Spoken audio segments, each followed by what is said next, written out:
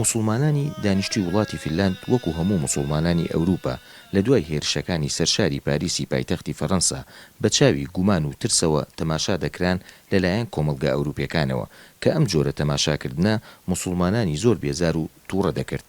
مسلمانانی فینلەندا دابەش بوون بەسەر چەندین نەتەوە و ڕەگەز و مەزهەبدا، لەوانە کورد و عەرەب و ئەفریقی و چەند نەتەوەیەکی تر کە لە نێویاندا شیعە مەزهەب و سونە مەزهەبی تێدایە کە هەر لایەکیان مزگەوتی خۆی هەیە و لە نێو مزگەوتەکاندا کاری خواپەرستی و نوێژ و دابوونەریتە کۆمەڵایەتیەکانیان ئەنجام دەدەن.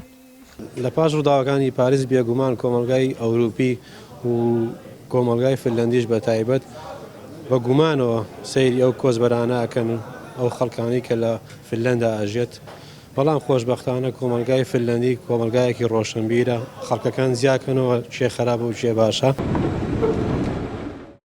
فۆبیای مسلمانان و ترس لە کاری تیرۆریستی باڵی کێشاوە بەسەر کۆمەلگای فینلەندیە بە جۆرێک کە پێش چەند هەفتەیەک و لە کاتی بەفرباریندا لە ناو سنتەری شاری هێلسنکی پایتەختدا لەلایەن چەند گەنجێکی بەڕەچەڵک عەرەب کە هەستا بوون بە نووسینی ناوی خۆیان بە زمانی عەرەبی لەسەر جامی ئەو ئۆتۆمبیلانەی کە لەسەر شەقامەکان ڕاوەستا بوون کە لە لای پۆلیسی فینلەندی وابوو ئەوە هەڕەشەیەکی تیرۆریستیە، بەڵام پاش لێکۆڵینەوە بۆیان دەرکەوت بوو ئەوە تەنها ناوی چەند کەسێکە و بە تێکستی زمانی عەرەبی نووسراوە.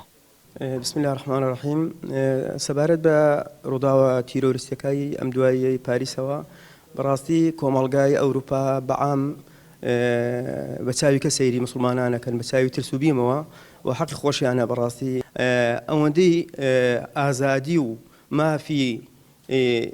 مافی تاک و مافی ئازادی ڕادەربڕین و مافی ئەدیان هەیە لە فینلەندا بەڕاستی لە هیچ وڵاتێکی عەرەبی بەناوی ئیسلامی نییە، حتا لە کوردستانش ئەو مافە نابینم من.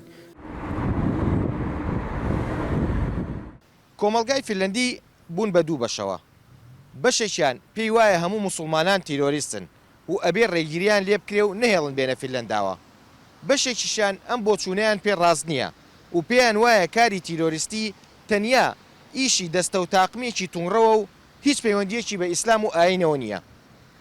لەنێو ئەم دوو بۆچوونەیە کەوتۆتە سەر خودی مرۆڤی مسلمان. ئایا بە چ شێوەیەک خۆی نیشانی کۆمەلگا ڕۆژئاوایەکان ئەیە؟ بە کردار و گفتاری باش یان بەکاری توندوتیژی؟ بەرهەم شازەمان، NRT، هێلسنکی فینلاند.